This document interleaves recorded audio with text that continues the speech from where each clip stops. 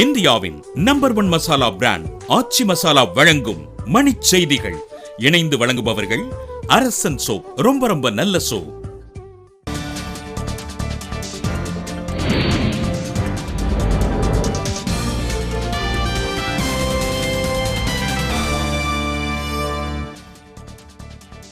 இரண்டு ஆண்டுகளில் அனைத்து துறைகளிலும் மோடி அரசு தோல்வியடைந்து விட்டதாக எதிர்க்கட்சிகள் புகார். 2 ஆண்டு நிறைவு விழாவிற்காக மோடி அரசு 2000 கோடி ரூபாய் செலவு செய்தது ஏன் என கெஜ்ரிவால் காட்டம்.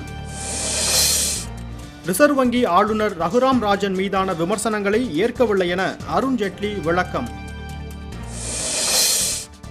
சென்னை மாநகரத்தில் ஸ்மார்ட் சிட்டி நிறுவனம் தொடக்கம். முதல் கட்டமாக தியாகராய நகரை மேம்படுத்த திட்டம்.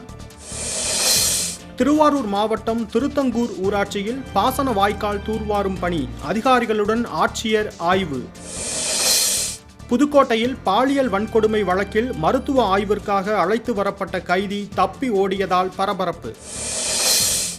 தேசிய நெடுஞ்சாலைகளில் உள்ள மதுக்கடைகள் அனைத்தையும் மூட பொன் ராதாகிருஷ்ணன் வலியுறுத்தல்.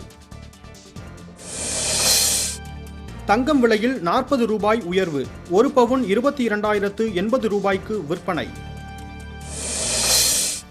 செங்கல்பட்டு வட்டார போக்குவரத்து அலுவலகத்தில் 284 பள்ளி ஊர்திகள் ஆய்வு.